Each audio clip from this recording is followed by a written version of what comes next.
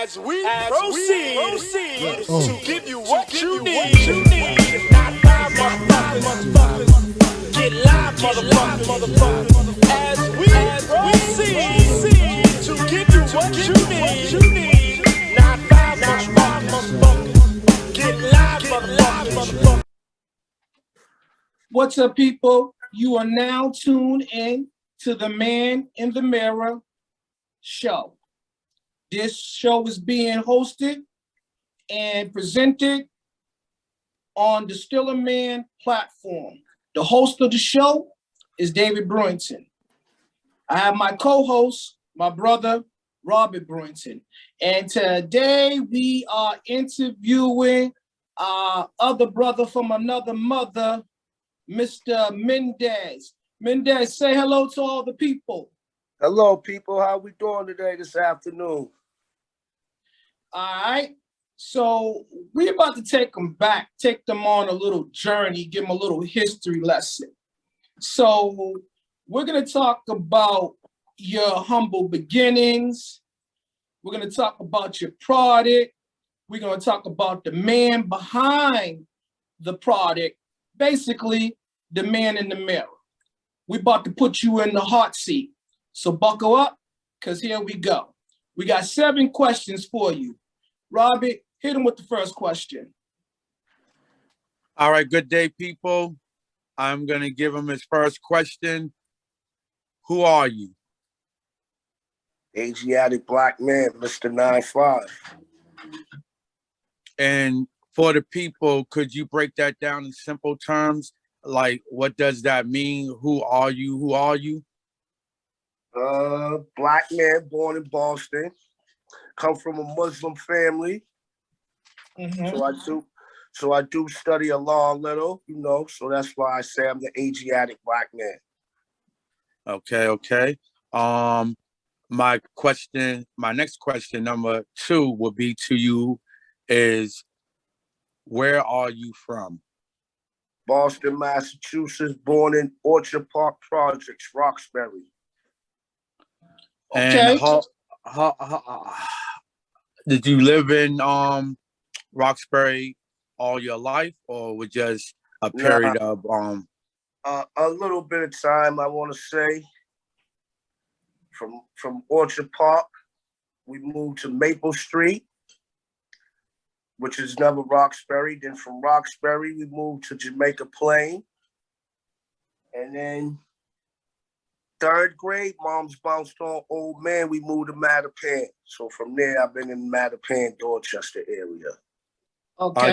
Are you the only sibling? No, I have an older brother. Okay. So in order to get in depth, we wouldn't be doing you or your family history any type of justice if we don't pay homage to the man behind the man. You come from a famous lineage. Who's your grandfather? Mr. Willie Wiggins, a.k.a. Wall Lakem Burgers.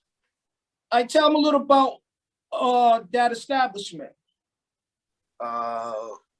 He owned 2 Wall Lakem Burgers from the 70s, 60s, I want to say 70s. He a Muslim, went to the mosque, Grove Hall Mosque, number 9, the temple. He hustled for his last name, as he always told me. So that was his business. Were there any other versions of that business? Did any other businesses stem from that business later years?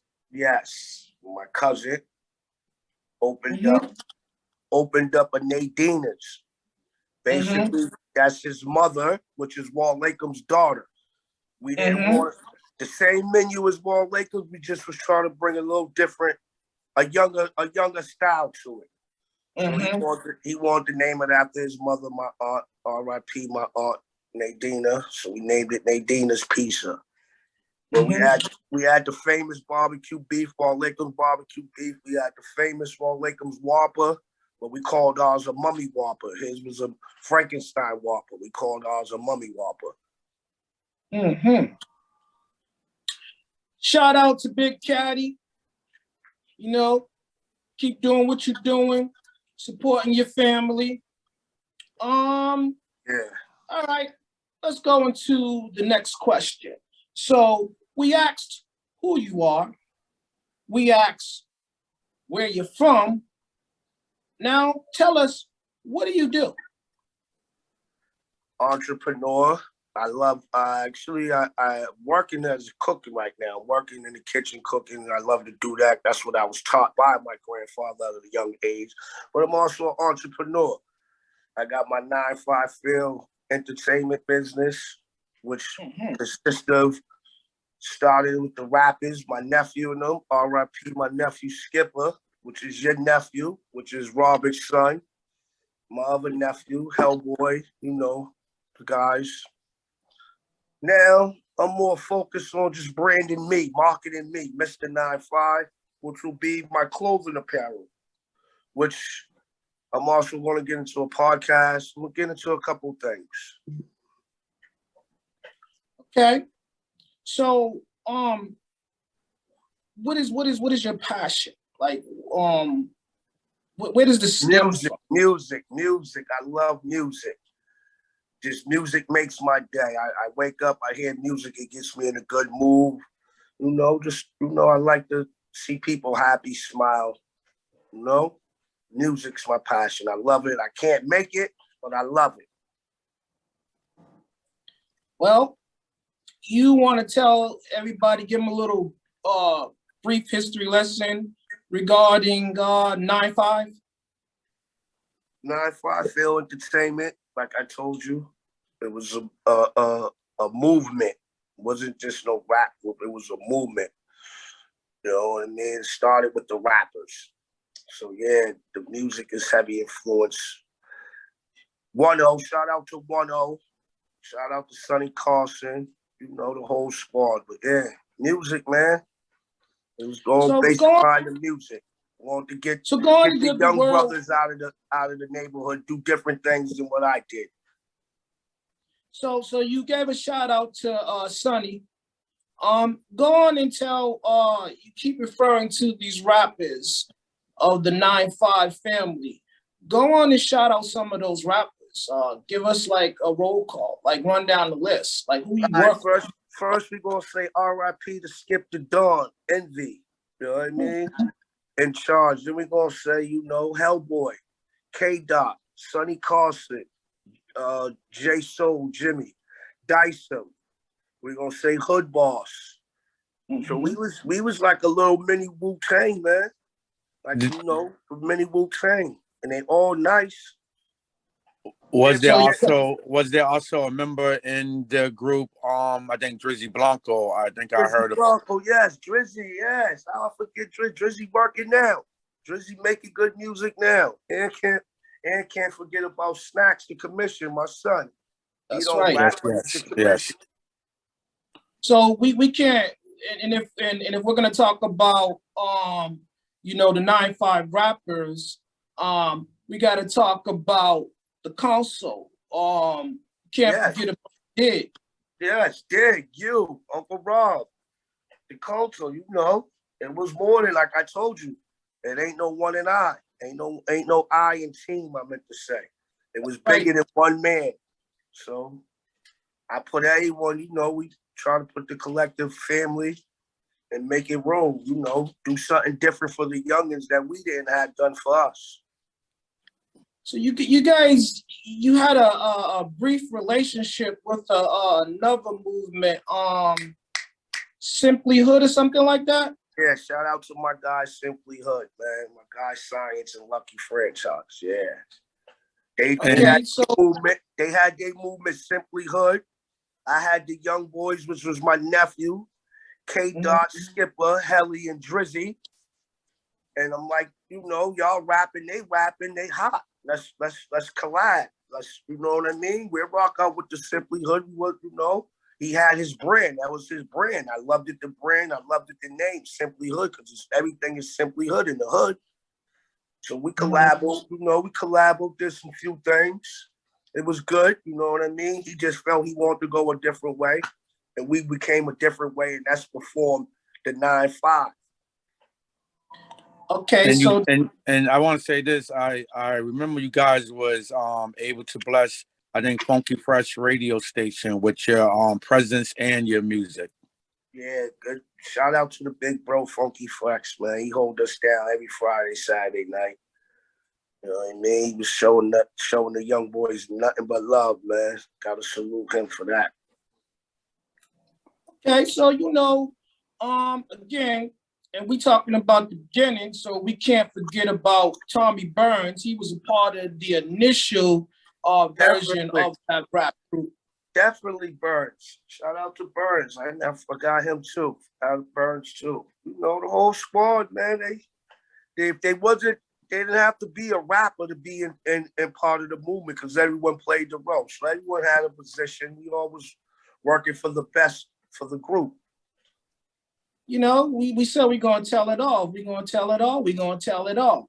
So that was the music. Let's talk about the clothing line. I started just making it just for me, because I was spending $500-600 on t-shirts, giving them away for promotion, not really trying to make money. It was more promotion to get the brand out there in the city. You know, the city was feeling it. Everyone was saying 9-5. So I started out for that. Then, I'm like, damn, I'm spending all this money. I'm going to go buy the equipment to make it. So I went and bought some equipment to make it, and it was just for me. I'm just going to make 9-5 clothing for me. You know what I mean? So when you see me, you'll see 9-5, because I am Mr. 9-5. But y'all inspiring me to do more now that I sat down with my brothers. Y'all gave me a different vision of it. So now I'm about to, make it for the world. Yes. Okay, so I have to ask you this question. I think Robbie wanted to ask you this question. Tell him, Robbie, you said something about what inspired him? Yeah, that's like a segue. He just touched it a little bit, but what inspired you? Maybe who inspired you? My mother and my grandfather. You know what I mean? My mother showed me everything I know. And my grandfather showed me everything I know on that side. And then my big brother wanted to be like him, but in the wrong ways. But when you're coming from the community, coming from that environment, you see it, you want it. So those three was my inspiration in life.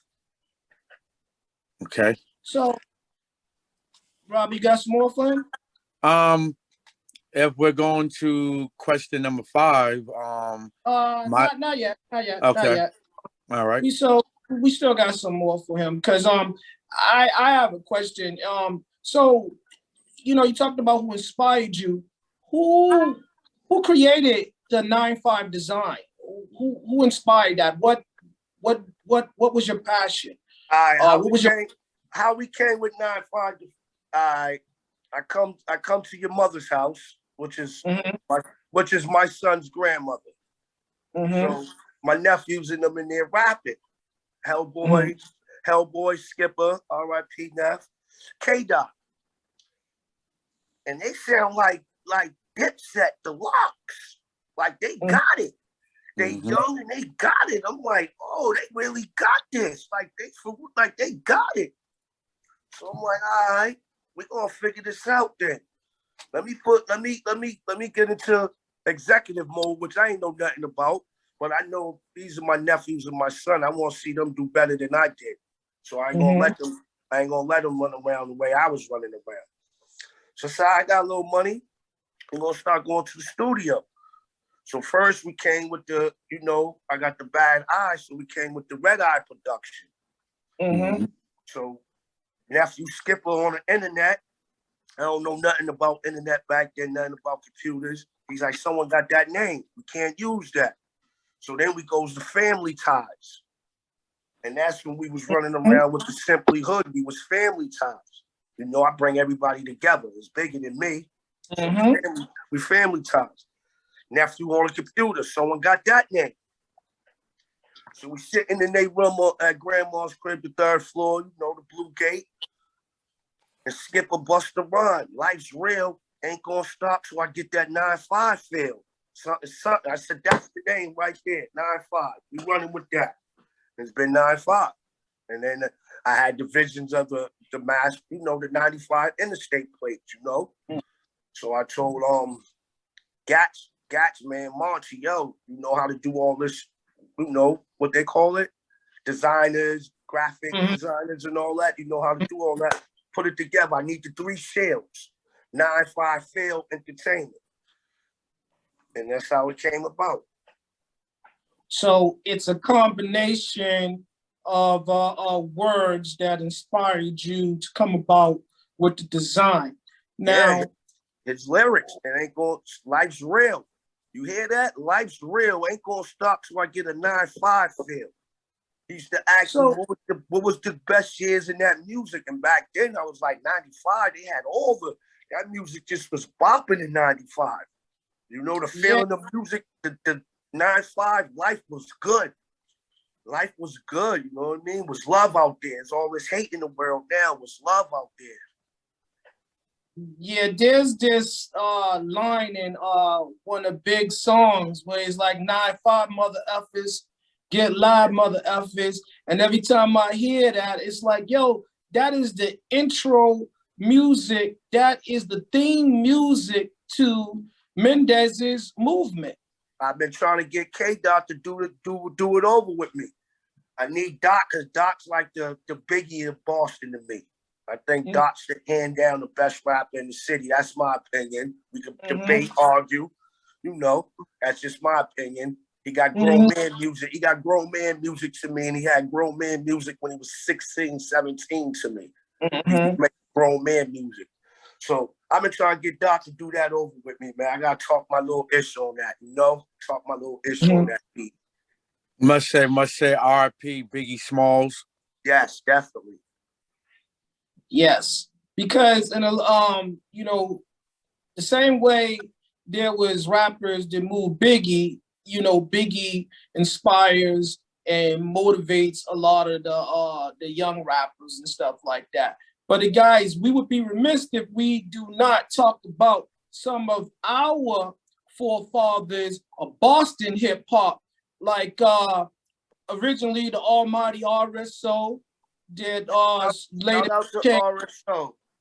That's right. I kick it with Twice Style all the time. Emo E, right.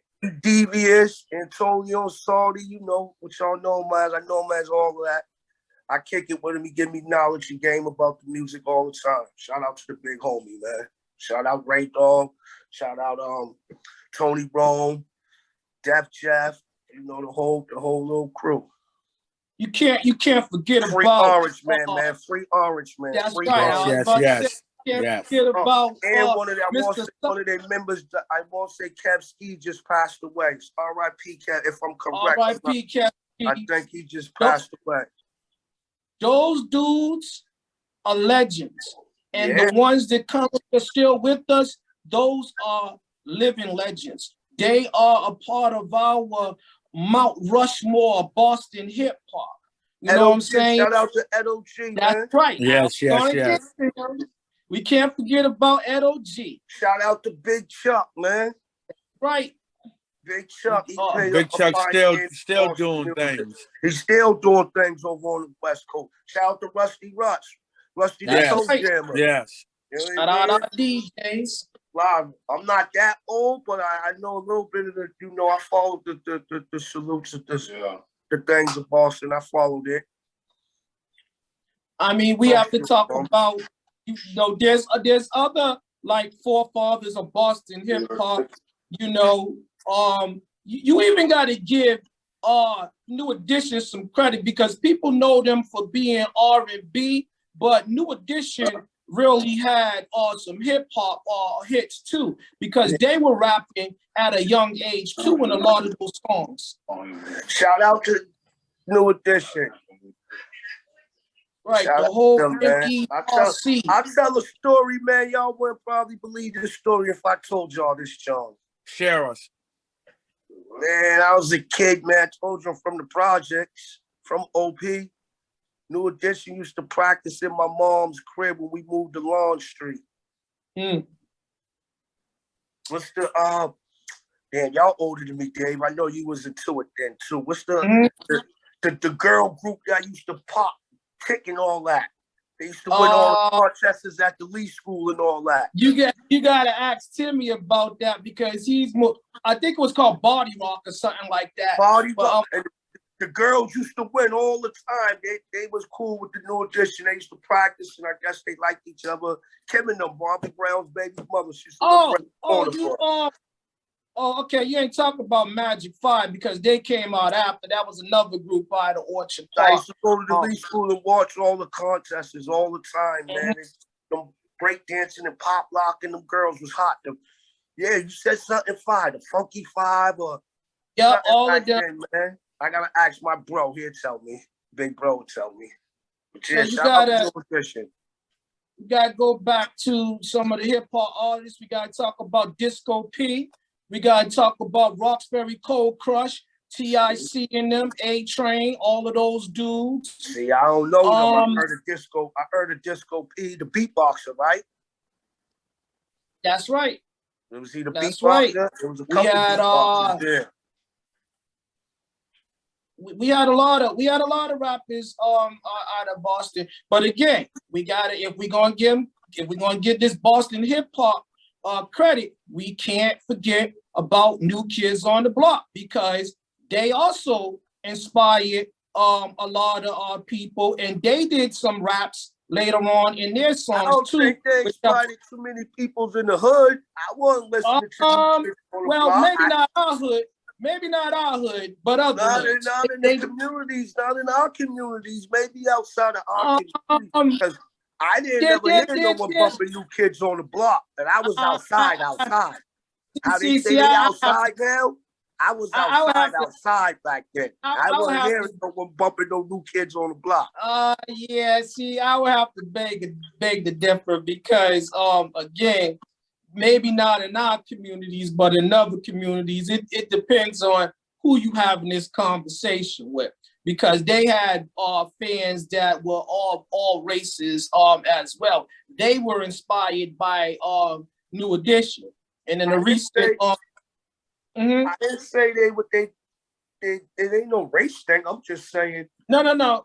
I was saying I was outside back then. I was outside. I don't hear no cars. I ain't walking with the radio. This the radio ever, right? This is I think if I can recall, walking around with the radios, right? Yeah, and I think if I can recall, they actually did a show back in the days at the we was a part of that show too. Franklin Park. Yeah, I forgot the name of the field that we performed in. It was Franklin Park. It was Unity Day. Unity Day. And New Kids on the Block came out, did their thing. We did our thing. There was fans out there. It was a movable show. So what you might not heard from the New Kids on the Block, the buzz they had their fans out there that day. And they was out there watching that show and cheering it on. Yeah. All right, so let's get back to what this interview is really about. I just wanted to take some time and have paid homage to, like I said, some of our forefathers of Boston music. So let's get back to this. So we talked about who you are, where you're from, what do you do. We even already covered. I'm gonna go ahead and ask it anyways. But when did you get started doing the actual clothing line, the brand? What year did this come about? When we were buying them shirts. What's this, 2022? What was it? 5 years ago, we started buying the clothing, buying the shirts. So it was for me. No, it was a little. It was before that. It was longer than that. It was because if you go back, skip a past in 2016, So we had you the was doing 9-5 stuff. shirts out there, yeah. So Yeah, so we you was talking doing stuff before that. So we So talking maybe 14, 15, 14, yeah. 2014. I was 2000 buying all the shirts. I'll say 2014. Yep, 2014. But first, my man Science had the Simply Simply Hood. Hood shirts. So Yeah. that's what really got me into it too, because I used to go half with him on some shirts and sell them. But when our brand was coming, I was like, yo, I'm gonna buy these and give them out. And I wanted everyone in the hood to know 9-5 feel. If you didn't hear our music, you seen our clothing. So then when you seen the clothing, they wanted you to bring you to the music. Either way, you heard the music, you want the clothing. You see the clothing, you want to hear the music. That was my thing with it. Okay, so you said you feel like that started in 2014? Yeah. When we started buying all the shirts and all that, yeah. The music was going. We've been doing the music. So when it went through a bit of an evolution. So when it started out, was it a group thing, or was it something that you just branched off from the members of the well, I don't even know if some of these individuals are part of the original movement besides Dig, and I believe the other people came on after once Wando started having a buzz and the shows and stuff was popping in the radio shows and stuff like that. And I think that some people came on board after that. So was you the founding member, or was there others? It was me. I started it. I told you I was started. So what do you say from Florida? I came back from Florida. R.I.P. Skipper, Helly. They in your mother's house rapping. They rapping. I'm like, they really good with it. So we gonna figure it out. How we gonna do it? I didn't know nothing. I know I got, I could pay for some studio time and all that. That's what y'all gonna do. We gonna go to the studio. And then from there, it was just them four. Helly, Dot, Drizzy, and Skipper. It was them four. And they named themselves 10. First, they wanted to come with the 107 side. I said, no, we ain't coming. It's no gang. We're going to do music, and we're going to, give the city good music. And that's what we was doing. And then, we linked up with the Simply Hoods, and that didn't work. They went their way, we went our way. Then Nephew spit the rhyme, and it came with the 9-5. And then it just grew. You know what I mean? Just grew. Everyone started working on their craft. Hood Boss started rapping. Sonny Carson started rapping. Jimmy singing. They found Dyson. I think Dig found Dyson. Dig's been with me since day one. Since I was running around, you know what I mean? Getting them in everything when they couldn't even get in the clubs. They wasn't young enough to get in the clubs. I was getting them in the clubs. Yeah, Dig was running around with me from the beginning. Me and Dig. Yeah. So you hear this, world, to dispel any of those myths and rumors that others started the 9-5 brand or headed up the 9-5 movement or currently sit at the helm of the 9-5 enterprise. It is false. We are talking to the founding father, the CEO, the COO, Chief Executive Officer, and Chief Operating Officer, Mr. 9-5 himself, Mendez. And let me go out and do a little commercial right here. I gotta shout out the sponsors. Gotta talk about the people that pay these bills. You guys, you see this shirt? It's Still a Man team jersey. You too can own one of these jerseys by tuning in to the Still a Man podcast show every Tuesday night at 7:00 p.m. Eastern Standard Time. Robbie, where can they find this design and other designs? Well, I strongly recommend you to go over to emporiumplus.org and check out the latest fashions from Adapter Parish, Still a Man, Envy Forever, Adopt a Paris Ladies First, and You S.A.M. And something soon to come in the works. Something beautiful for you sisters.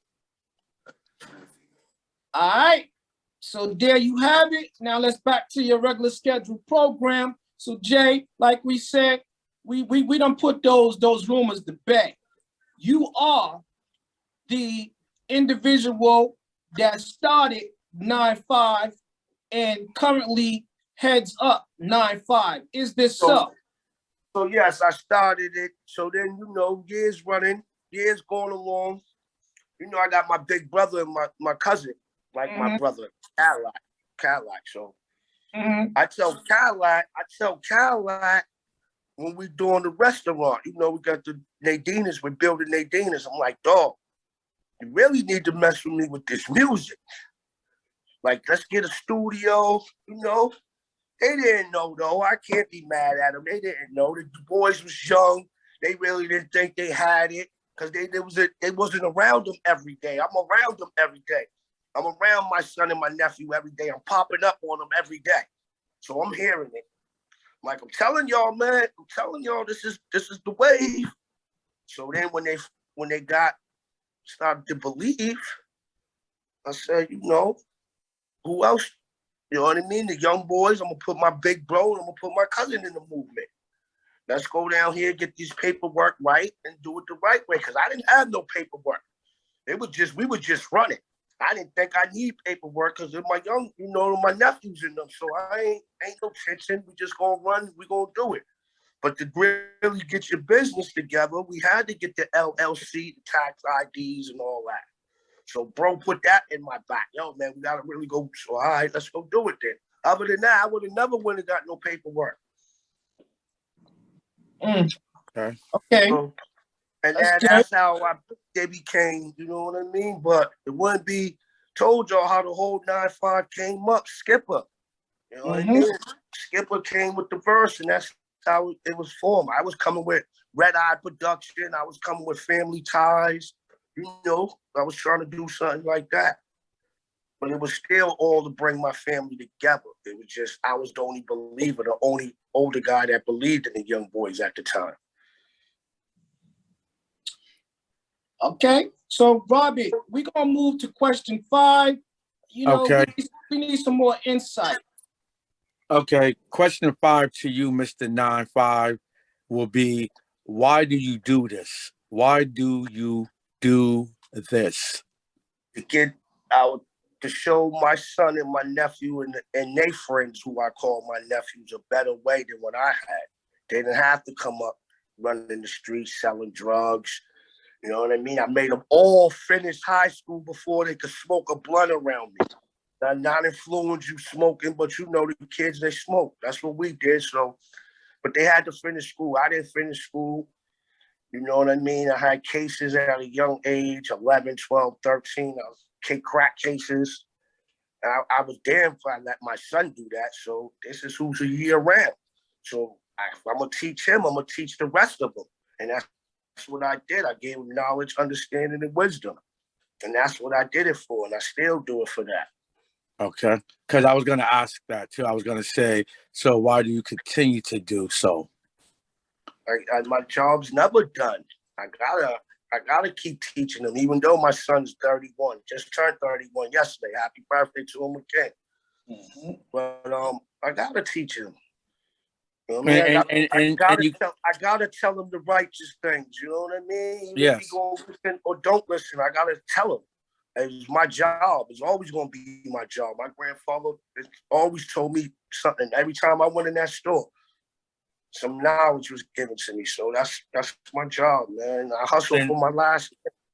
And you mentioned your grandfather. You also a grandfather, so your job's never done. It ain't gonna be done for a long time. Never. Now I gotta teach them. Like my grandfather taught me, I gotta teach them. And this is another reason why I'm going hard with this clothing now, because I gotta hustle for my last name for my 2 boys. Yes. Right. That's your legacy. Yes. It is our job as men to leave this world better than what we found it. That's right. You know, we wanna, as men of color, we want to create some real generational wealth. You know, it's like a endangered species, so to speak. It's a myth. It seldom exists in our communities, and we have to change that. And the way we do it is we reach out to the youth, you know, because they have a different opinion of today's world. Shout out to Gillian Wallow, man, $1 Million Worth of Game. I've been on that since I was young too, man. Teaching the young boys, giving the young boys the wisdom, knowledge, and understanding, man. Like, it's very, very important to me, you know. Because y'all know me. So I had your nephew when I was 15. Right? I lost my mother when I was 17. I didn't know which way to go, right? But I knew one thing. I gotta make sure this boy's okay. You know what I mean? I gotta make sure this boy's okay. So, you know, your mother grabbed me up, hold me down. You know what I mean? Make sure I ate. She never judged me what I did in the streets.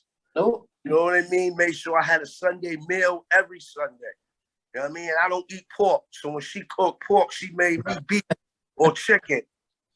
Still to this day. To this day, right? So still to this day, so she that was a good everybody's eating needs, I would say. That was the structure that I needed because you know, the way my mother used to tell me and my brother, man, if I die tomorrow, what y'all gonna do? So we come from the street mentality. So my aunts and my uncles, and they gonna be all right. They gonna maneuver it, you know. They gonna maneuver, which we did, but they didn't know times when I used to cry, you know what I mean? I was be fucked up. I mean, effed up. So, but Miss Brewington hold me down. That's my mother. My grandma, I call her grandma. You know, she gave me that courage and the wisdom to keep going straight. You gotta stay, even though I would go left, I gotta go right. You know what I mean? I had that structure. I where I could go over there and get a peace of mind. That wasn't streets. I go over there, I build with y'all. Y'all ain't in the streets. Y'all know the streets, but you ain't in the streets. So that was a different peace of mind for me. Comfort zone. Comfort's everything. You need comfort as a kid, as a teenager, as an adult, you need comfort. So it was a comfort zone and it was a blessing, man, you know? But I definitely needed it. And I knew I wasn't going to make sure my son did nothing I did at a young age. Now, he chooses to do shit when he's an adult. I just got to tell him what's right, what's wrong, and he got to make those decisions on his own. But as a kid, I knew he wasn't going to do what I was doing. He wasn't catching no crack case at 11 years old. I knew that for sure. Yeah. Nah, because under the tutelage of yourself and his uncles and the other elder males in that circle, his elder uncle and stuff like that, and grandfather, that wasn't going down. So everybody had a chance to grow from boys to men in our circle and continue to do so to this present day. But you mentioned, more, not to cut you off, one more, I gotta give my man Diggs a big up on this, man, because if they didn't listen to me, they listened to my man. He's just coming home from doing Fed times, always locked up, a different view. Because, you know, I did my little time, but I wasn't, you know, locked up a long time. I did my little 2 years and I was out and stayed out, you know what I mean? So sometimes they be like, oh, you know, this old dude or your pop, you know what I mean? They don't see it that way. So it's someone that's did all this time telling y'all what I'm telling you, but maybe a different way. So they helped me a lot with all the boys. They looked up to him. They respected him. And when he said something, they listened to it. So still to this day. That was definitely so let's give the necessary shout out to big homie Diggs. That's what I just said. Man. I just said that. Gotta give him a shout out to Dig, man. Definitely, man. Definitely. Sorry for cutting you off. Sorry for No. finish This it. is what it's about. We this is an open forum. We're gonna speak about it. We're gonna let it flow. I heard you refer to Mama Randy a few times. We talk about the man if we don't talk about the woman that gave him life. So tell us a bit about Mama Randy, because I heard you got a project and you know, in production. Man. Let's talk about I'm playing games, man. My aunt Ben told me come sit down with her. She gonna record everything. Me and bro, we gonna drop I'm gonna drop a book. And then from the book, I think I'm gonna do like a little documentary or a movie. Randy, okay. you know what I mean? It was wrong. It was wrong, but it was right. Randy's kids. And why it was wrong, and why it was right. Like I told y'all, from the projects, right? Ultra Pop. So, and them era, the dope's out. Heroin. So, my mom's like heroin. She was, you know, a dope fiend. Her hands was big. Her feet was big. She was a dope fiend. So, she used to tell me and my brother, if I die tomorrow, what y'all gonna do? I was getting on the bus at 3 years old. My brother's 5. I'm 46. My brother just turned 49, turned 47 September. My brother's 5. I'm 3. We're getting on the bus from Orchard Park to my grandfather's restaurant in Grove Hall, Wall Lakeland Burger Shop, Blue Hill Ave. So from these times, as a young boy, I'm doing a lot of stuff on my own. Like the world's wicked now. You send your kids out and all that. But back then, you know what I mean? You could do that. So it was wrong that she was putting us on the bus at 3 by herself, but it was right because she was showing us if something happened, what y'all gonna do? You gotta navigate through this world. Gotta navigate. So I should be outside while she was in the what they call a trap house, a crack house. They was called a shoot up gallery. The heroin thing was called the shoot up gallery. I'll be outside when she come out from the shoot up gallery. I'm 6, 7, 8 years old. She nodded. I gotta drive. I gotta drive now. I gotta make it home for us. You know what I'm saying? So it was wrong. It was right. You know what I mean? So that's where the title comes from. So is the title "It Was Wrong, but It Was Right"? It was wrong. It was wrong, but it was right. Yes. I mean, some way in that format, I'm gonna format it where it's going. That's what you're gonna get from it. It was wrong, but it was right. Well, you know, Mama Randy was more than that. So, you know, tell about before all that, the streets and stuff settled in and stuff like that, because she was other things to you other than just that. Tell more about. She was a solid woman. You know, she did what right. she did. She did what she did, but me and my brother didn't want for nothing. That's right. We didn't want for nothing. She was a booster. We stayed fresh. I remember as a kid, they was like, Randy, keep y'all fresh. You know what I mean? So, you know what I mean? She was married. Her and her husband got divorced, and that's when she bounced on an old man in Mattapan. And that's when I really started to understand life a little better, because I was in 3rd grade. So now I could see, okay, this is what you're really doing. You're using this, and this is what it is. This now I got a big brother that's running the streets now. You know what I mean? So, you know, but she made sure we was good, man. And she didn't tolerate no junk. Junk. No junk. I don't care who you was or what she was doing. You got out of line, she was putting you in place. Yeah. Cause Mama Randy, what was her relationship with your first child's mother, my sister? Beautiful. She loved Patricia Maria. That was her girl. Now remember, I was in DYS while she was pregnant. Locked up while she pregnant. Maria hanging at my house every day with my mother. They bond was no other. I can't tell you. I just know that she loved her. Maria could tell you more than I could, because they bond was different. I know she used to tell on me if I bring girls to the crib. Have that tells you right there, it was like she was the daughter that your mother never had. So yeah, I can't. Their relationship was beautiful, but Maria could break it down in more pieces because they probably said as woman, as a young girl, to grow into a woman, and they kicked it. You know what I mean? The knowledge, whatever Randy gave her and taught her, and she looked. So you definitely would have to sit down and interview Maria when it comes time to doing this book, because you want to make sure that you get everything right. Yes, definitely. So I would say this also: as soon as you finish this book and you publish it, and you finish, never mind publish it. Once you get the manuscript all ready, and then you go and publish it, I want an autographed copy, and I want to make sure you give an exclusive interview to the Still a Man platform first. You come back to this show and we talk about the success of this book. Yes, definitely. You're going to be the first one to get it. Yes, sir. And sit down with Big Bro. Me and Big Bro going to sit down, and we're going to notice I said the success of this project, because we're going to do things as is. We're going to speak it into existence. That's right. The only way to do it, baby. That's the only way to do it. That's going to give you the motivation, the drive to keep going. You got to put your vision and make sure the future's there. Yeah, we could visionize this. We could see this happening. You know what I mean? So yeah, we're gonna vision that, and it's gonna come true. Yes.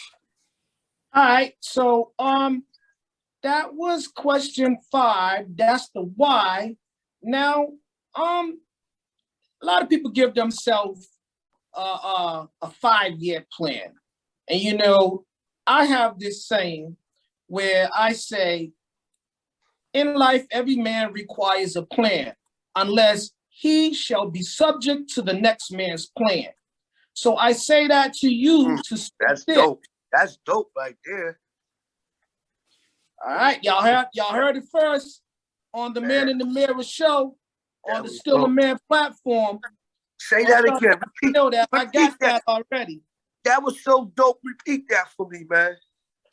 In life, every man requires a plan, or he shall be subjected to the next man's plan.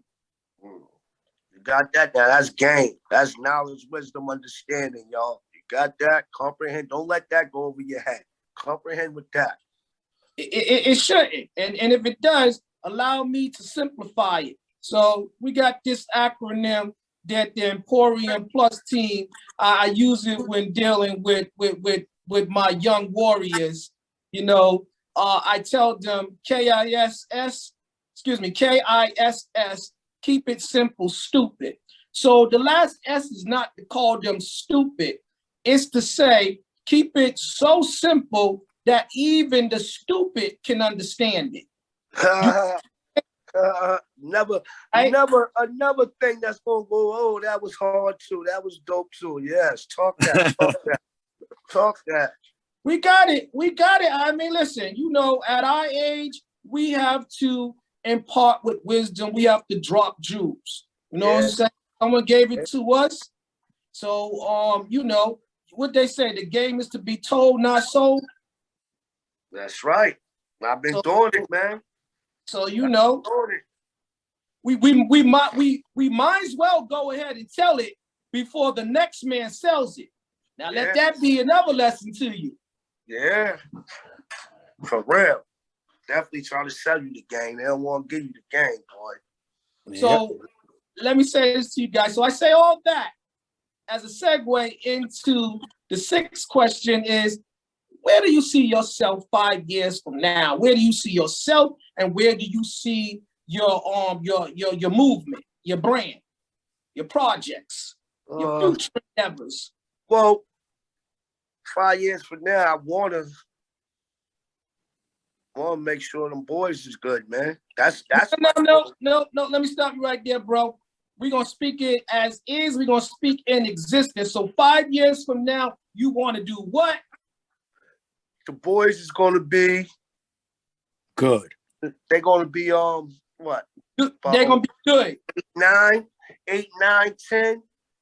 So now I'll be teaching them how to brand, how to be bosses. Yes. So that's my thing is to teach them how my grandfather taught me. So they'd be in the shop with me, making the shirt. That's right. They'd be doing something that they can see what we're doing. You know what I mean? Right. So that's the goal, and that's going to come into existence. That's right. Yeah. Same way my grandfather did me. I was in the shop at 8, 6, 7. First, I started off just making the coffee when I come in. Then I started giving off the sodas. Then he had me cut the vegetables. Then I learned how to use the fry layer. And then I learned the grill. And then from the grill, he taught me cash register. So by the time I was 11, I knew everything. And I was working, making my own money for the summer, going to go buy my own summer clothes. My mother used to get eyes, so you know how that goes. They give you money, you know what I mean? She give you $100 and think that's good for school. Yeah, I only getting fucking 3 pair of pants, 1 pair of sneakers. So I had to know how to make some bread. And my grandfather showed me, you know, took me in early. Plus, you got to want it, though. I wanted it. I wanted to know what he was doing, how he's making his money, how he taking us out every Sunday, how he got a bank account in my name. How you got all this and you know, working hard, paying attention. So that's what I'm going to build for my grandsons. Okay, so that's where you so we heard about the book. Now we got to go ahead and put a ETA, an expected time of arrival. When will we see this book? Because again, we're gonna speak it into existence. We have to give this a date in which you are going to present it to the world. I'm going to sit down with bro. My day off is Wednesday, Thursday. So I'm going to sit down with bro. I'm going to call my big bro. We're going to put the treatment together, how he want to do it, how I want to do it. And we're going to put it together. And then we're going to go sit down with my aunt. And then we're going to figure it from there. But I also want to do a documentary. I'm definitely going to do one on my grandfather. I think one should have been done. I think that should have been done. So if you listen out there, world, anybody that has any type of influence on those decisions, some type of committee that decides who gets these documentaries, you guys need to reach out to Mr. 9-5 Mendez so that you can tell Mr. Walekum's story, because it is a story that needs to be told. How old is Mr. Walekum right now? 85 or older. Now hear this, Black community, because we got another hot T-shirt right now that you can buy in the Emporium Plus store, and it is called Black America. We do it for the culture. So Mr. Walekum is a big culture of our culture of Massachusetts. Go ahead and acknowledge that man and give him his flowers while he's alive so he can enjoy it. Don't wait for this man to pass away. Go ahead and acknowledge him. Yes. So I got a lot in the makings, man. I just got to put my foot down and really and put my pressure on me. I'm about to put the pressure on my back and go. And go. You know, I just been getting myself situated, working, you know, getting everything back. But yeah, I'm about to put the pressure back on myself and turn it up a whole nother notch. Yeah, because you know already. I tell you, when I get in that mood, right? I go listen. I go pull out that 101st mixtape, man. And I start listening to them young boys talk that talk they was talking back then. It gets me motivated. I got to throw some of that 101, man. That 10 gets me, all right, let's go. Here we go. Let's go. Because you know why, right? We ain't new to this. We true to this. That's what it's all about. This ain't nothing new to you. You've been decided to put Boston on your back. You've done it. You know that was going to be the name of the thing, Boston on my back. We was the first young boy. I had the first young boys out. It was nothing but bunch of older guys rapping. I call them old head. Bunch of older guys rapping. Young Wonder was the first young boys out. So they really set the trend for all the rest of the young boys to come out. There was no young boys out when they was out. And we could pull it up and fax that. We can ask Rusty that. Rusty can tell you that one. You know what? I'm gonna go ahead and say this too, because I'm gonna put it out there. I'm not afraid to say it. We're gonna talk about it. We're gonna talk about it. Not only should we go ahead and do a documentary, an unsung, so to speak, on Mr. Walt Lakem, there's a lot of Boston history in the urban community that does not get the proper depiction. So I'm gonna say we need to go ahead and do a series. We need to acknowledge and celebrate, like I said earlier, our forefathers of the hip hop movement, Boston music as a whole, and we need to do a series and do a bunch of documentaries on these groups that did not get their acknowledgement, their flowers, because we have a lot of talent in Boston. And let me say this to you, young people of Boston, if you care to tune into this show, if you give me the pleasure of tuning in, I would say this to you, Boston. The only thing that is holding us back as a whole is ourselves. Yes. We have great talent. Out of these hoods, these communities, these neighborhoods, these young people are talented. There are millions of older, elder, talented individuals in our communities that did not get the opportunity. You guys stop blocking your blessings. Go ahead. Put the guns down and make the funds. Go on and get that money. Because it's out there. I'm telling you guys, everybody else is making money off of our culture, off of our talent. Go on and get your just due. Stop waiting for your 40 acres in a mule. It's you got to go out there and you got to get what is yours. But you have to put in the work. That being said, I just want to say leave this. The hood shit alone. Everybody know what hood you from. Everyone know you from this neighborhood, you from that neighborhood. Everyone knows that. The city knows that. What they gotta do is rap Boston. They gotta rap Boston. There you go. And sound like Boston. That's there right. You go. You can't sound like you're from Chicago with all this drill or music. Down south. You can't or sound New like York. you're from Atlanta with all None this of that. auto-tune shit. Auto-tune ain't for everybody. You know And the next thing they gotta do, they gotta support each other. Stop trying to be better than the next rapper in your own city.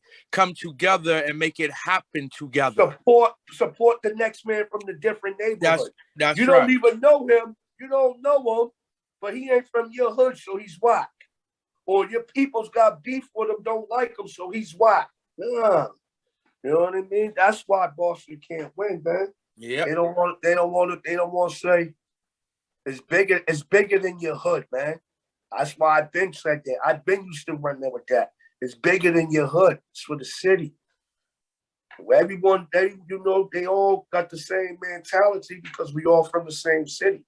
So everybody do the same thing, but different slang. That's right. Everybody do the same. They all got ops. They all looking out for the cops. They just got a different handshake and different slang. Mm-hmm. They all going through the same thing.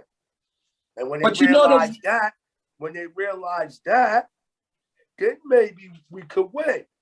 Because you know what I mean? It's bigger than your neighborhood. It's a city. It's the city, Boston. You gotta rep Boston. You gotta sound like Boston. You gotta look like Boston. You know what I mean? We got our own sound, our own look, our own slang. We always had that. You know what I mean? So until they do that, they can't be sounding like they from fucking New York or, East Coast, because all East Coast, East Coast. So you might have that in you, but can't be doing this drill music. You can't be trying to do what everyone else is doing. You gotta do you. Do you. Now, don't misunderstand what we're saying.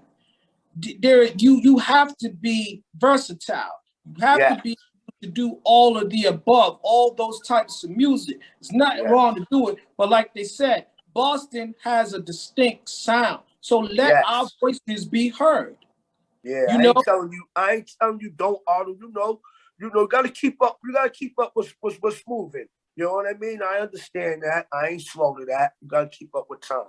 But don't be dick riders. Excuse my language. Don't be dick riders, man. There's a lot of dick riding going on in Boston, man, about this music. You know what I mean? So you gotta just do you, man. Keep it true to who you are. So again, And get your neighborhood rap out of your mind. It's bigger than your neighborhood. Once when they get that, man, I think we'll be okay in the city. Because it's mad talented young boys, young brothers, sorry. It definitely is. Young brothers. Excuse me for saying boys, young brothers. Well, again, they got to, they start off as boys. They got to grow to be. I don't want to, I don't want to offend nobody or nothing,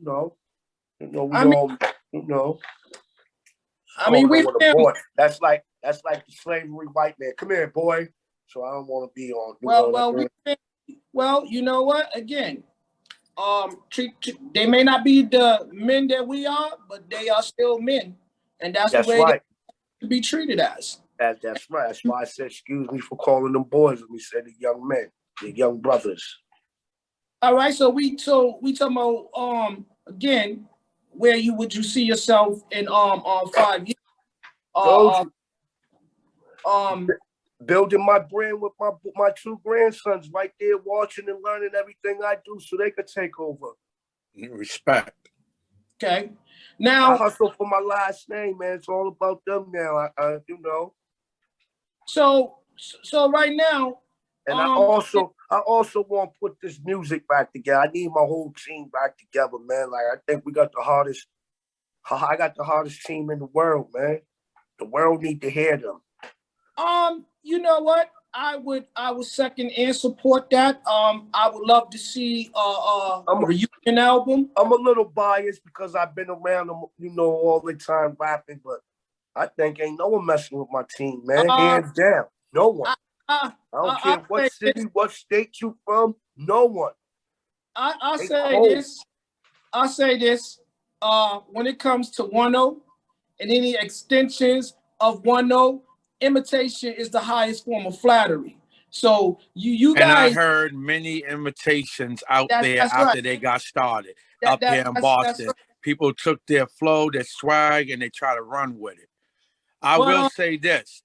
Whatever you do with this music right now, bringing together your team back, it might be saddened and sound a little bit different because Envy is not going to be here with us on Earth, but he will be in spirit through whatever they push out their mouth as lyrics or however they produce their talent or whatever.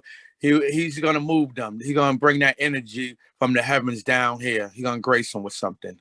So definitely, that's why I have to do it, because he's on my back. He on my back right now. Like, yo, Unc, you can't let this go. You can't let it go, Unc. You have more faith than we had in ourselves. You gave us the drive. You put your foot on our back.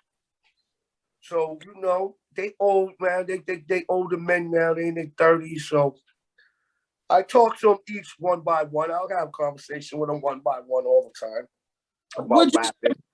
Before we go on, let me say this to you guys. We gonna talk about inspiration. We can't talk about the young. We can't forget to mention the young phenomenon, T Vader, because that is another up and coming. That's fire. That. I'm trying to market and brand him different. He won't listen. I don't want him talking the street shit. Excuse my language. He has to, because that ain't who he is.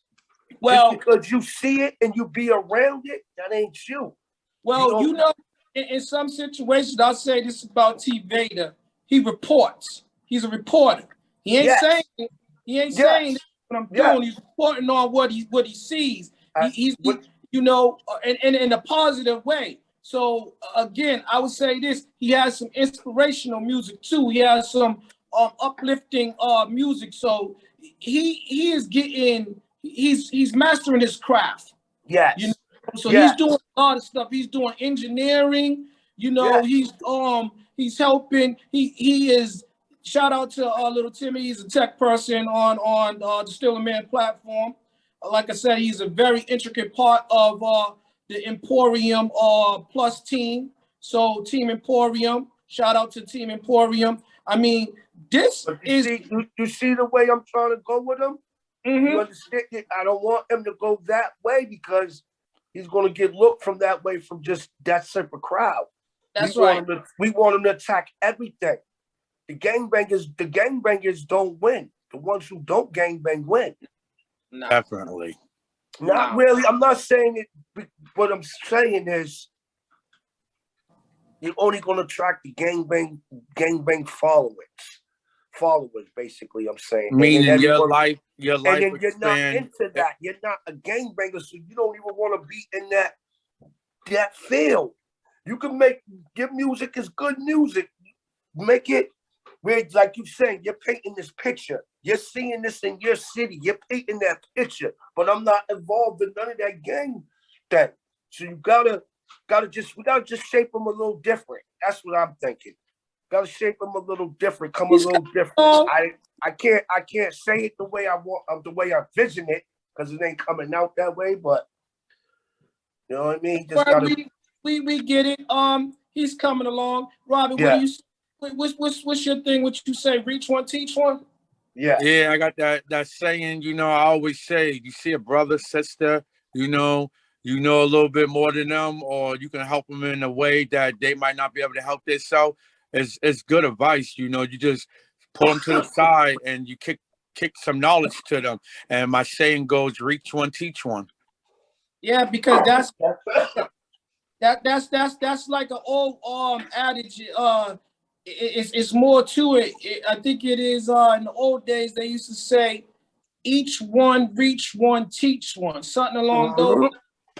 So it's good. Like I said, old slang becomes new slang. It all repeats itself, baby. As long as it comes back in circles. That's right. It circles. I got a new business partner too, man. My girl's son, my man, Killer Dead Mickey. All right. Shout outs to Killer Dead Mickey. We both. He wasn't able to join us today. Nah, he wasn't able to join us, but we about to brand up and just try to take over New England at first. All right, New England's we got 6 states and ain't no one really running New England. So we're gonna attack New England heavy with the clothing, y'all clothing, our clothing. He got the cameras. He be into the making the videos. So we about to piece something together. We're trying to find a spot. We about to find a spot where we can bring all the equipment. We're gonna have it nice. I love to hear stuff like this. I'm telling you, it makes me smile. Now I'm gonna do it the right way. I'm gonna build my studio up like I was supposed to do from the beginning. I'm gonna build the studio up piece by piece, and not just for making music. We're gonna have the cameras, the backgrounds for the podcast. We're gonna have everything's gonna be there. So I'm gonna get a marketing team. Timmy's gonna be my head marketer, LT.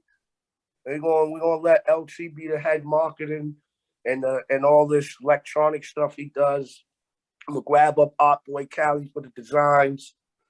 We're gonna put a team together like y'all got y'all team together, and we're gonna work, man. Well, I would say this to you and others that I know have a common goal and share our dream. There is always room on the Still a Man platform. Definitely. We all gonna link up, man. We all one anyway, so it's all gonna come, in hand with hand. Everything gonna link together, and we're gonna make this shit work, man. It's gonna be beautiful, man. I mean, we have to be the example. I mean, it's time that we change the narrative. I mean, that we control the narrative so that we change the depiction of us. Yes. We got one more question. Lucky number 7. So let's run it down again. We talked about who Mr. 9-5 is. We talked about where he comes from. We talked about what he does, what inspires him to do what he does. We talked about when it got started. We talked about when we're gonna see some new projects, when we're gonna get some deadlines for some endeavors, some goals. We talked about the history, his family history. We talked about his legacy. Question for y'all, right? Because y'all was there from the beginning. What did y'all think when we first started rapping? When they first started rapping, I was taking them to the studio. Let me finish running it down. Then we'll go. Hold on. Shout out to all the studios, man. Shout out Crizzle. Crizzle's the first one to believe in my young boys, man. Crizzle used to record us for $20. Give me 4 or 5 hours, 3-4 hours for $20. We need those all hourly rates for the company. He's doing bigger and better things now. We gotta pay like you weigh, Dave. He's up now. We gotta pay him, man. We gotta pay him. That's all right. Gotta give him his bread, man. Can't lowball. We can't lowball him. No, we ain't gonna lowball him, but it's like, don't forget about where you came from. Yes, Crizzle. Shout out to Crizzle. Shout out to Peter Beats. We was rocking with Peter Beats. We was rocking with we did a lot of recording, a lot of spots, man, trying to get really in tune with them. But y'all had a project with Yomo on them too, right? Yep. Shout out to Yomo. Shout out to Yomo. That was through the bumming them through Bum. Yes. They on the block. What was it called? Block the Block. Yeah. Block the Block. Yomo just reached out to me. He just built up his studio back in Atlanta. He's in Atlanta, I believe. He just reached out to me recently about a month ago, like, yo, you got the ear for the talent. I need talent. He just was telling me that like a month ago. We probably need to take a trip. He just hit me up. But yeah, shout out to everywhere where we recorded at, man. Y'all know 9-5-10. We thank y'all, man. Got love for y'all. You know what I mean? Because y'all help us mold my boys from one sound to another sound. Every time we was going, we was getting better and better. Better and better. And just so you know, Boston, the best is yet to come. It only gets better. Shout out to Drizzy Blanco, man. Drizzy got a new project coming out. He got 3 videos out right now. I know LT's promoting it, doing all the web thing he got to do, all that internet sharing and all that. But shout out to Drizzy, man. Drizzy working hard, man. Got his clothing. And that was another thing. I never want no one to be like sons. I don't try to son you. I create bosses. You know what I mean? 9-5 was never about me. It was about growing them and teaching them how to be their own boss. That's why they have their own brands now. Drizzy with his Stray Cat, Gatman with his Love Lance, and you know me, Hellboy with his movement. And Dot had his movement going on. Like, I breed bosses, but it was all under the 9-5 trick. You know what I mean? I don't believe in sunning people. No one never worked for me. I never had workers. I help people get money. They help me get money. You know what I mean? I never treated no one like no sons. And I never, that was one thing. We was all gonna grow and be bosses, So I'm glad to see my young boys becoming bosses. Well, that's a part of the crop. That's what the bloodline is. That's what we grow. That's what we grow. A lot of people try to send you, man, keep you under that wing, man. Yeah, well, you know that. There's a reason why they do that, because they fear that you're going to rise above them. You are going to usurp them. You're going to outrun them. Outwork them. And that's everyone gotta eat, man. One person, 2 people can't eat. Everyone gotta eat. That way if I fall off, y'all gonna pick me up. He fall off, he gonna pick him up. No one's gonna be hurting. We never gonna hurt. Well, I do want to say this before that last question come in there. It's only right to answer the question that you asked of us. How did I feel back then about their music? I loved it. I thought that it was something that was like dripping around Boston. I just sound like when you make a nice crisp shot in a basketball hoop and the nets go pop. That's what they was. They was popping back then. And I'm gonna tell you another thing. I had the pleasure of watching all the youngins come in my home, working with my son, Envy, Skip the Don De Niro, whoever he was feeling that day, his body, his energy went. personnel. If he had envy energy, he was envy that day. If he had Yes, skip the dawn, he yes, was skip. That's yes. right, And I Rob. Talking. witnessed it. I watched them all come over individual and work with him, get his say on certain projects or certain songs. I mean, that made me smile. It warmed my heart. I seen it at its greatest. So y'all had the same. The way I told you, I walked upstairs, dog, and they was rapping. It blew my mind, y'all. I was like a fan. I didn't know they had this in them. And I'm listening to it for like an hour, right? I say, yo, rewind that shit. Excuse my language. Rewind that. Bring that back. That was my thing with them. They had to bring it back to me. And if I can't make you double repeat that, it ain't good to me. I gotta hear that again so I can really understand what you're saying. Did you really just say that? And then I'll break it down. Where you going with that? Why you feel like you know what I mean? So yeah, man. It was. Well, I knew, I was aware of their talent I early. just want them to get out. I didn't want them to be in the streets, y'all. That was my thing. I didn't want them to be turned out to be what they want to be now. Gangbangers, rep Spencer Street. I didn't want none of that. I wanted them to see different. The whole city could mess with y'all. Y'all could mess with the whole city with this music. The whole city was feeling them. You know what I mean? Like that was my vision for it. Like, yo, I don't want y'all to be no gang members, man. I want y'all to take this music and the whole city rock out with y'all, man. Well, let me say this to you. There is a resurgence. You know, cream always rises to the top. And I'm gonna tell you, Hellboy ain't never stopped raising hell. And T Vader is like I said, he's growing and he's coming along fast. So all I can say is stay tuned. T Vader, you want T Vader? He ain't gonna speak. He ain't gonna speak. He's on tech. He's on tech. He ain't gonna speak. Well, here it is. LT, I need a song on Aopboston sports.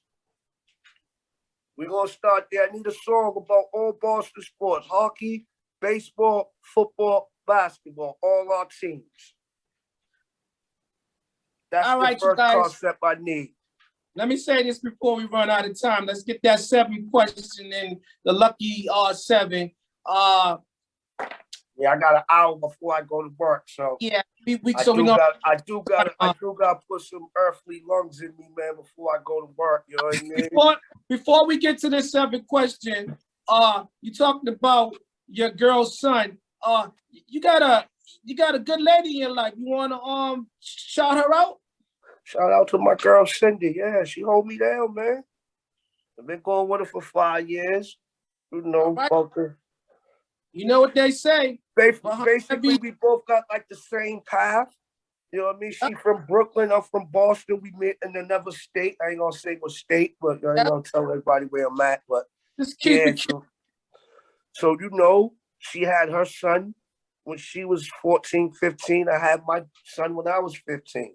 You know what I mean? So we both had our kids young. She's a few years older than me. What, 5 years older than me? Yeah, 51. Yeah, 6 years older than me. Yeah. So, well, you know that chemistry's there. You know, chemistry. like yeah. Behind every great man is a greater woman. So everybody. And she believes in my beliefs. Like she don't never tell me you still got this 9-5 dream. You still want to do building.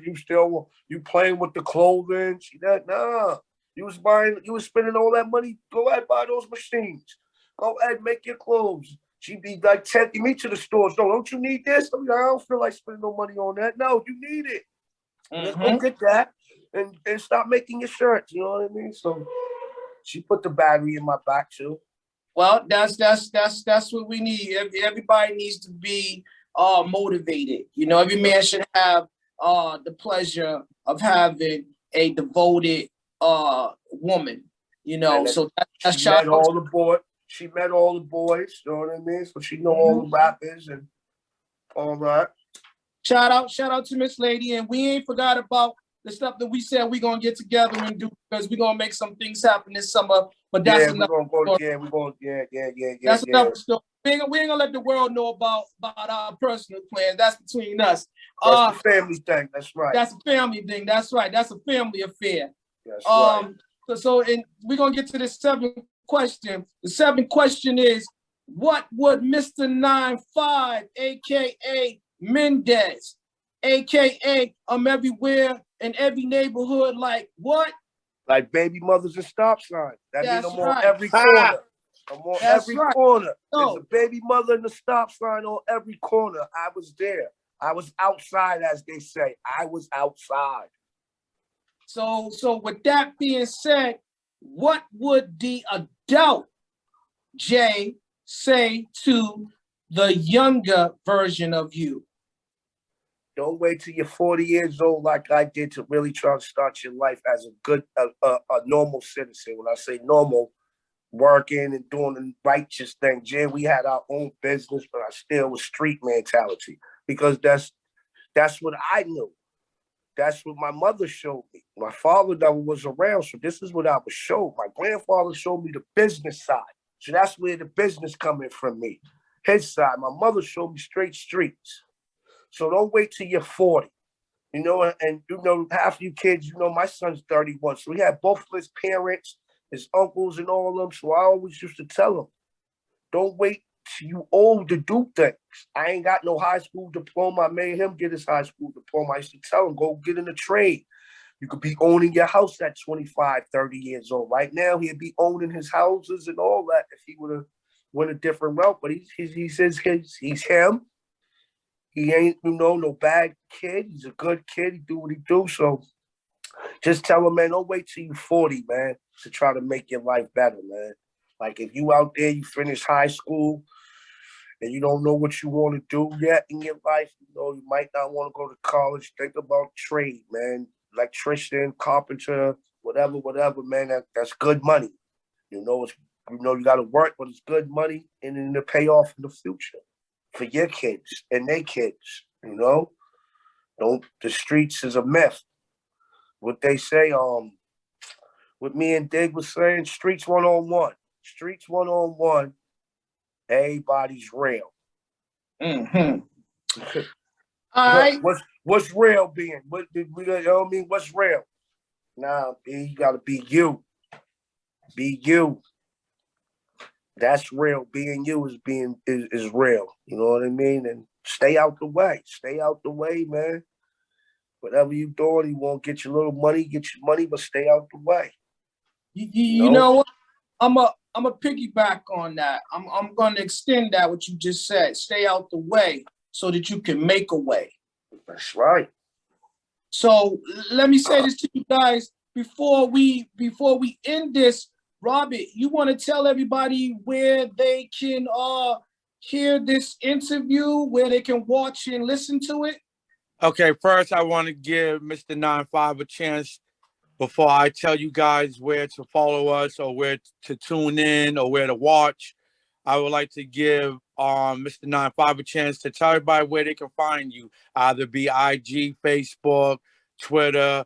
Where could they find you on your medias? I'm about to do all new pages. It's going to be apparel pages. Like, you know, I had the 9-5 Field Entertainment page on Instagram, J Mendez, Facebook. You know, I just be posting little stuff, but I'm about to really put up some new pages, get the website going. So everything's going to still be 9-5, NINE5, Phil, BW at Gmail. So you're going to Gmail me, send me anything, just hit that right there. Everything's still going to be 9-5, but I'm about to shake it up a little and get a bunch of new web pages, new everything, new Instagram, new Facebook, new Twitter. We'll track everything. Okay, guys, for those who already know, you already know. And for those who don't know, now you know. I'm going to go on into and give a couple of plugs. I want to say you guys can probably type in or see or find Envy Inc. That's a spiritual, smell good and feel good company. Then you got Mabu Kai and Baby, where she targets the women and babies for the babies, all organic stuff. So then you can find Trench Babies. That's a clothing line, another apparel line. You got 9-5, as we said, apparel and other things to come outside, well, inside his 9-5 entertainment. You got I should say Adopter Paris and S.A.M, the helm of the sisters or the brothers to our apparel, Envy Forever, Adopter Paris Ladies First, and Still a Man, and something looming in the near future for addition to Still a Man's brand for the women. That's something that you guys will tune into this Tuesday at 7 p.m. Eastern Time on the Still a Man platform, which is the Still a Man podcast. You can join us via links. We'll put them out on Facebook, or you'll get it through personal text invites. So once again, I have a nonprofit organization called Vision Picture Your Future. We deal with the youth and educational programs as fashion, music, driver's education, outreach program. We help the disability community. We do advocacy. We pay for college students book vouchers and then some. We have EmporiumPlus.org online store where you can get your latest fashions once again from Adopter Paris, S.A.M, Still a Man, Envy Forever, and Adopter Paris, Ladies First, and looming in nearest future, something for the sisters. I also want to remind you guys. 9-5 will be on that with them real soon. And you heard him. And I also want to remind you guys, if you haven't watched the latest shows, the previous shows, you can type in S.A.M, Still a Man podcast on YouTube and watch the latest episodes of the Tuesdays tapings of Still a Man podcast and the newest additions to the platform Still a Man is Wind Down Wednesdays, which you can tune in on Wednesdays bi-weekly to see a segment of Wind Down Wednesdays, and bi-weekly on Thursdays, Think About It Thursdays. One more thing I want to enlighten you guys on. I think that I know we're on Anchor, where it's a broadcasting where you can hear audio if you do not want to watch it on YouTube. You can listen to it on Spotify, Amazon Music, Google Play, Audible, and Stitches. How we reach out, man? I need to reach out to Drake Champs, man. He gotta pay. He gotta get y'all the bag. He got the bag for the audio. He got the bag for the video. We gotta reach out to Nori, man. We gotta reach out to Drake Champs, y'all. Well, we're gonna try to make that happen. I also want to remind you guys of EmporiumPlus.org IG. To go over there, link up with that, see the latest fashions on that end. Drop us a message, comment, or follow us. You can also, if you haven't subscribed to the platform, Still a Man's platform, subscribe and like our latest episodes and the ones that's looming. Did I leave anything out? Also, we gotta talk about. You guys can also subscribe to our Twitter page, our Still a Man Twitter page, yes. And we have Still a Man Facebook page. And I also want to make sure we give a shout out to Jerome George, our cousins. It's luggage and other apparel. So you guys make sure y'all check that out. Jerome George, she got some fire on there, so you guys make sure you check that out. All right, so I'm gonna go ahead and I'm gonna end the show with a little bit of scripture. I'm gonna let you know in the Bible it speaks of give a man a fish and he will eat for a day. Teach a man to fish and he will eat for a lifetime. So you guys remember that. And one more thing. When I was a child, I did childish things. But when I became a man, I put those childish things away. This has been the Man in the Mirror show. Everyone, make sure you tune in. And when you see this on YouTube, on our Still a Man page, don't forget to hit that like button, and don't forget to subscribe. Thanks in advance. God bless you all. See you next week. Reach one, teach one.